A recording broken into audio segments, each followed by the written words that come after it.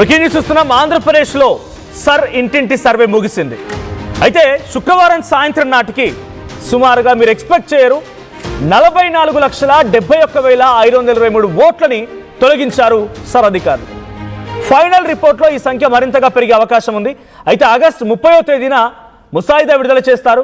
3వ తేదీ నాటికి ఓటర్ల తుది జాబితా ఫైనల్ లిస్ట్ విడుదలవుతుంది. రాష్ట్రంలో మొత్తం ఓటర్ల సంఖ్య 4,27,694 మంది ఓట్లుంటే దీంట్లో 10.74% అంటే సుమారుగా 10% మంది ఓటర్లు 44 లక్షల మంది ఓటర్లని తొలగించారు. 44 లక్షల పైచిలుకు అంటే సుమారు 45 లక్షల ఓట్లను తొలగించడం జరిగింది. జూలై 14 నాటికి ఎన్యూమరేషన్ ఫారాలు అందజేయనటువంటి ఓటర్ల సంఖ్య 39,81,399 మంది. జూలై 24 వరకు గడువు పెంచిన తర్వాత కూడా ఆ సంఖ్య 44,71,523 వరకు ఆ సంఖ్య పెరిగింది. ఇక గడువు పెంచిన 10 రోజుల్లో 5 లక్షల ఓట్లని తొలగించారు అధికారులు. సర్ ప్రక్రియ నిర్వహణ పైన రాజకీయ పార్టీలు ఆందోళన వ్యక్తం చేస్తున్నాయి. మరి 45 లక్షల సుమారుగా ఈ ఓట్ల తొలగింపు జరిగిందంటే వీళ్ళంతా ఎక్కడున్నారు? డబుల్ ఓటర్సా? లేదు. 2 తెలుగు స్టేట్స్ నుంచి చాలామంది కూడా వివిధ ఉద్యోగాల రీత్యా, వ్యాపార రీత్యా, చదువుల రీత్యా అనేక రకాల స్టేట్స్కి మొబిలైజ్ అయిన వాళ్ళు ఉన్నారు. బెంగళూరు కానీ హైదరాబాద్ కానీ. సో 45 లక్షల మంది మొబిలైజ్ అయిన వాళ్ళు అక్కడే సెటిల్ అవ్వాలనుకున్నారు. అక్కడే సర్ ప్రక్రియలో ఓటర్ కార్డుని నమోదు చేసుకున్నారు అనేది ఇప్పుడు బిగ్గెస్ట్ హాట్ టాపిక్గా మారింది. సో 45 లక్షల తొలగింపు అంటే చిన్న విషయం ఏం కాదు. 4 కోట్ల మంది జనాభాలో 45 లక్షల మంది ఓట్ల తొలగింపు అంటే ఇట్స్ బిగ్గెస్ట్ ఒక సెన్సేషనల్ న్యూస్ అని చెప్పాలి. సో దీనికి సంబంధించి మరిన్ని అప్డేట్స్ తెలుసుకుందాం. మా ఏపీ ఇన్పుట్ కృష్ణమోహన్ జాయిన్ అవుతున్నారు. కృష్ణమోహన్, 45 లక్షల మంది ఓటర్లు అంటే ఇందాక నేను చెప్తున్నట్టుగా ఆంధ్రప్రదేశ్ నుంచి వివిధ ఉద్యోగ రీత్యా, వ్యాపార రీత్యా, చదువుల రీత్యా వివిధ ప్రాంతాలకు వెళ్ళిన వాళ్ళు చాలామందే ఉన్నారు. ఎగ్జాంపుల్ బెంగళూరు వెళ్ళిన వాళ్ళు ఉండొచ్చు, హైదరాబాద్కు వచ్చిన వాళ్ళు ఉండొచ్చు, చెన్నైకి వెళ్ళిన వాళ్ళు ఉండొచ్చు. సో ఇలాంటి ఓటర్లే అనుకోవాలి అంతా కూడా, లేదంటే డబుల్ ఓటర్సే క్యాన్సిల్ అయిన అనుకోవాలా? 45 లక్షల్లో అక్కడక్కడే డబుల్ ఓటర్స్గా ఉన్న వాళ్ళు క్యాన్సిల్ అయ్యారా, మొబిలైజ్ అయిన వాళ్ళ? వీళ్ళ సిచ్యువేషన్ ఏంటి? ఇప్పుడు గడువు పెంచినా కూడా ఈ సంఖ్య పెరిగింది. ఇంకా ఈ ఫైనలిస్ట్ వచ్చేసరికల్లా ఇంకా దీని లెక్కలు ఇంకా పెరిగే అవకాశం ఉంది. సో ఎటువంటి చర్చలు నడుస్తున్నాయి రాజకీయ పార్టీల్లో? బేసిక్ గా నిన్న రాత్రి 12 గంటల వరకు జరిగిన లెక్కలు, కొంత తాజా లెక్కలుగానే చూసుకుంటే దాదాపుగా ఇప్పటి వరకు 44,62,517 అన్కలెక్టబుల్ ఓటర్స్ అంటారు.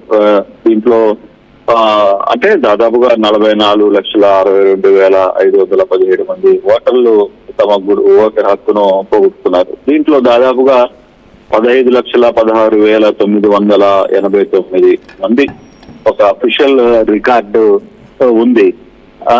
రెండోది 7,82,304 మంది అన్ట్రేసబుల్ ఓటర్లు అయితే, అంటే 7 లక్షల మంది అసలు ఓటర్లు ఎక్కడున్నారో కూడా తెలియని పరిస్థితి. 14,27,257 మంది పర్మనెంట్ షిఫ్ట్ అంటే పర్మనెంట్ షిఫ్ట్ తర్వాత వాళ్ళు అక్కడికి మారటం, వేరే ప్రాంతాలలోకి వెళ్ళడం. 2 ప్రాంతాల్లో ఓట్లు ఉన్నవారు 7,67,000 మంది 1,800 ఓట్లు ఉన్న అన్కలెక్టబుల్. అంటే వీళ్ళ ఫామ్ కోసం బిఎల్ వాళ్ళు ఇంకా ఫామ్స్ కూడా వీళ్ళకి ఇంకా రాలేదు. అంటే ఫామ్స్ రాని వాళ్ళే దాదాపు 7 లక్షల మంది పైన ఉన్నారనేది కొంత లెక్కలు అయితే కనపడుతున్నాయి. అయితే కానీ ఇప్పటికి ఈ ఓవరాల్ గా ఈ సిచ్యువేషన్ గానీ ఒకసారి కానీ చూసుకుంటే దాదాపుగా 44 లక్షల మంది తమ ఓటు హక్కును రాష్ట్రం మొత్తం మీద పోగొట్టుకున్నారు. అంటే దానికి రీజన్ ఏంటి అనేది అర్థం కాని పరిస్థితి అయితే ఉంది.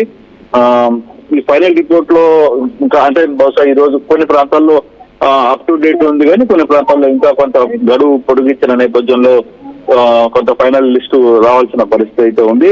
ఆగస్టు 30న ముసాయిదా విడుదల చేస్తారు. అక్టోబర్ 3న తుది ఓటర్ల జాబితాను కూడా విడుదల చేసే ప్రయత్నం చేస్తారు. రాష్ట్రంలో దాదాపుగా 4,16,27,694 ఓట్లలో ఇది 10.74%. అంటే ఇంత పర్సెంటేజ్ దాదాపుగా మిస్ అయినట్టుగానే చూడాలి. అంటే 10% ఓట్లని సర ప్రక్రియ తొలగించేశారు.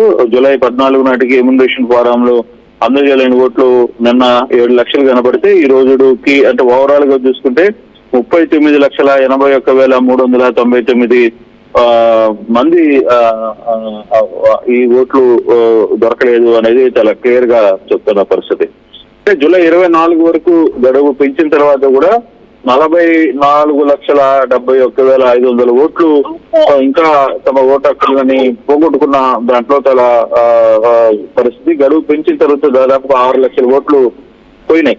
అంటే సరి ప్రక్రియ మీద రాజకీయ పార్టీలు మాత్రం ఆందోళన చేస్తున్న పరిస్థితి. కానీ ఇది కోర్టుకు వెళ్తారా లేకపోతే ఫర్దర్ గా ఎలా ఆలోచిస్తారు అనేది చూడాల్సిన పరిస్థితి. బట్ ఇప్పటికిప్పుడు ఈ వ్యవహారంలో ముందుకు వెళ్తారా లేదా అనే అంశాన్ని చూడాలి. ఇప్పుడు రాజకీయ పక్షాలు ఏ విధంగా స్పందిస్తాయనేది కూడా వేచి చూడాల్సిన పరిస్థితి అయితే కనబడుతుంది. Manoj right, thank you Krishnamohan. So మొత్తంగా 44 లక్షల ఓటర్లు తొలగించబడ్డాయంటే డీటెయిల్డ్గా మా ప్రతినిధి కృష్ణమోహన్ చెప్తున్నట్టుగా డబుల్ ఓటర్స్ ఎంతమంది ఉన్నారు, వేరే సెటిలర్స్ ఎంతమంది ఉన్నారు, ఆ తర్వాత ఫైనల్ లిస్ట్లో ఎలా ఉండబోతోంది చాలా డీటెయిల్డ్గా మనం మాట్లాడుకుంటున్నాం. 44,71,523 మంది ఓటర్లను తొలగించారంట. ఫైనల్ రిపోర్ట్లో ఈ సంఖ్య మరింతగా పెరిగే అవకాశం. ఆగస్ట్ 13న ఒక ముసాయిదా విడుదల చేస్తారు, లిస్ట్ విడుదల చేస్తారు. ఆ తర్వాత కరెక్షన్స్ ఉన్న తర్వాత మళ్ళీ అక్టోబర్ 3న మళ్ళొక జాబితా కూడా వస్తుంది. సో మొత్తంగా ఆంధ్రప్రదేశ్లో ఉన్నటువంటి ఓటర్ల సంఖ్య 4,16,27,694 మంది. దాంట్లో 10% అంటే 44 లక్షల పైచిలుకు ఓటర్లను తొలగించారు. సో ముందుగా జూలై 14వ తేదీ కల్లా 39,81,399 మంది మాత్రమే ఇంకా ఫారాలు అందజేయలేదు. అంటే వాళ్ళు నింపిన ఫామ్స్ తిరిగి సబ్మిట్ చేయలేదు. ఆ గడువు పెరిగిన తర్వాత ఆ సంఖ్య మరింతగా పెరిగింది. 44,71,527 మంది మొత్తంగా ఓటర్లని తొలగించడం జరిగింది. సో గడువు పెంచినటువంటి 10 రోజుల్లో 5 లక్షల ఓటర్లని తాజాగా తొలగించడం జరిగింది. మరి ఈ ఓటర్లలో అంటే మనం వెస్ట్ బెంగాల్లో చూసాం ఏం జరిగింది, తృణమూల్ కాంగ్రెస్ మద్దతుదారుల ఓట్లు తొలగించారు అనే చర్చ జరిగింది. తమిళనాడులో చూసాం డిఎంకే పార్టీ స్టాలిన్ సంబంధించిన మద్దతుదారుల యొక్క ఓట్లను తొలగించారన్న చర్చ జరిగింది. మరి ఇప్పుడు ఆంధ్రప్రదేశ్లో కోల్పోయినటువంటి 45 లక్షల మంది ఓటర్లు ఎవరి ఓటర్లు? ఈ పొలిటికల్ చర్చ ఏ రకంగా దారితీస్తుంది, ఈ పొలిటికల్ చర్చకి ఫుల్ స్టాప్ ఎలా పడుతుంది, పొలిటికల్ చర్చ ఎలా జరుగుతుంది అనేది చూడాల్సిన అవసరం అయితే ఉంది. సో మీ అభిప్రాయం ఏంటి? నిజంగానే ఆంధ్రప్రదేశ్లో 45 లక్షల ఓట్లను తొలగించడం జరిగింది. సో ఒక రాజకీయ కుట్రలో భాగమే అనుకుంటున్నారా? వెస్ట్ బెంగాల్, తమిళనాడు జరిగే చర్చ ఆంధ్రప్రదేశ్లో జరిగితే ఎవరికి ఇది చాలా తీవ్రమైన నష్టాన్ని చేకూర్చే అవకాశం ఉంది? కామెంట్ చేయండి.